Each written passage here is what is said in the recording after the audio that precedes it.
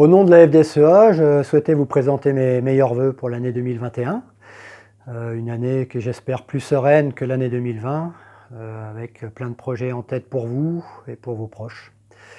C'est vrai que cette année 2020 que nous venons de traverser a été bien particulière, puisque le Covid a changé un petit peu toute notre organisation.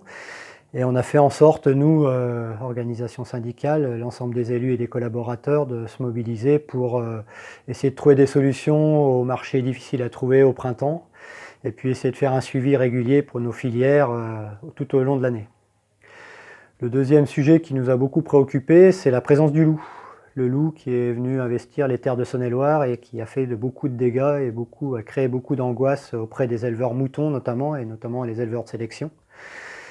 Un loup qui était très agressif envers les moutons. Donc on a travaillé beaucoup, chambre d'agriculture, jeunes agriculteurs, organisation autour de l'élevage mouton, avec l'administration pour faire en sorte qu'on puisse prélever le loup. Donc il y a eu toute une démarche. Bon, ça n'a pas été assez vite pour les éleveurs, je le sais bien et je le regrette.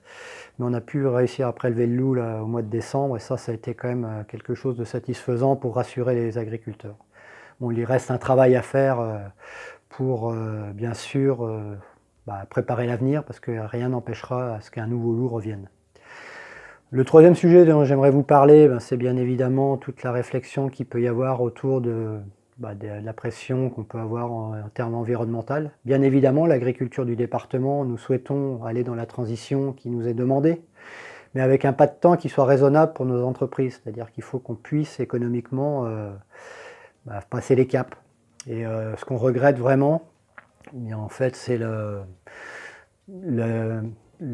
dénonciation permanente de la parole des scientifiques qui est toujours remise en cause et qui ne nous permet pas d'avancer sereinement. Un autre sujet qui va nous préoccuper pour l'année 2020, c'est la réforme de la PAC.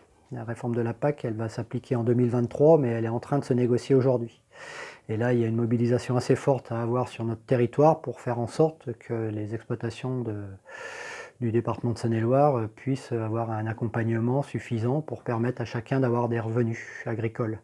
Voilà, donc c'est notre travail. Bien évidemment, il n'y a pas que les soutiens publics, il y a tout le travail de l'organisation des filières aussi à revoir, puisque le prix de nos produits va redevenir, me semble-t-il, le point qui nous permettra d'avoir un revenu demain. Mais là, il y a un vrai travail de réflexion à avoir à la fois avec la grande distribution, mais aussi avec nos organisations économiques. Au niveau de la sécheresse 2020, bien sûr, on attend les résultats de la Commission nationale pour savoir si notre département sera retenu en calamité agricole.